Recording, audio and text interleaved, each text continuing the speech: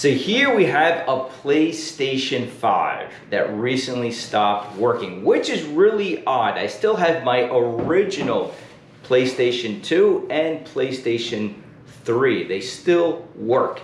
This stopped working after roughly 7 months. So it's still within the 1-year warranty period provided by Sony.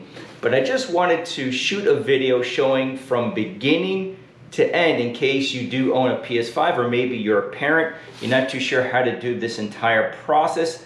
Really, it's not too bad. I'm in the process, or I'm at the part where now I need to ship this out. So let me explain everything and then I'll come back when the new one is here and we'll see how long this whole process takes. Now the issue I'm having with this PS5 is strictly a video issue. So in other words, it still powers on.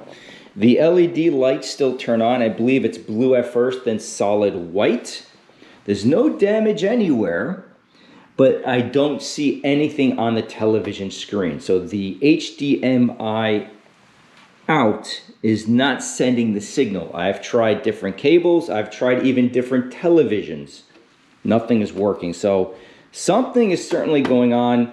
The signal is just not being sent out to the television. So here we have this rather large box Sony has mailed me. Now to get to this point, you have to visit their troubleshooting website. I will include that link below. Once you visit this website, you go step by step on the issues you're having regarding your specific PS5. If none of these options help you and you still have problems, this is when you get the box mailed to you. So in my case, I submitted the claim on a Saturday morning. First thing on Monday morning, I had an email, heads up, we will be mailing you a box to ship your PS5 to us.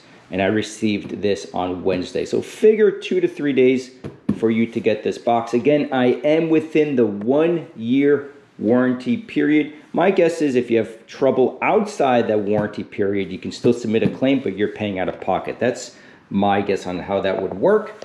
And regarding the shipping label, when you get this box, you'll have your mailing address here. You just peel off that label, and this is what's left. So it's shipped through FedEx. Just to show you what's on the inside, you're mailing back just the console. So no discs, controllers, cables, stands, SSD cards, no insects in the system. So they just want the console. That's all that they want. You fill out the information on the issue. Now this is also really important. You have to include the receipt. So if you purchased your PS5 off Facebook Marketplace or maybe even like eBay, you're going to have issues. eBay, I'm guessing you may have a problem. In my case, I bought this off Best Buy, so that's perfectly fine. And then lastly, they just go through some other steps. Can you eject a disk? Try safe mode. You go through all of this also on their website. None of this is working for me. So let's pack everything up and let's see how we turn out. And here we go, guys. Before we ship it out, this is what it looks like. Wrap the PS5. We have these styrofoam end caps. I'm mailing this on a Thursday, so it's said somewhere in this material it can take up to 15 business days to get repaired or replaced. So I'll come back once I have the repaired PS5 and I'll update you on the timeline. And now we are finally up and running. Now here's a screenshot of the entire tracking progress. It moved rather quickly. I mailed everything, or the old PS5 I should say, on February 29th from the East Coast. It was received in Texas on March 4th. Just 2 days later, on the 6th, FedEx had a package coming back to me. Now, I had no idea in the interim what was going on. In other words, Sony does not send an email saying, hey, we're going to fix your PS5, or hey, we're sending you a brand new one.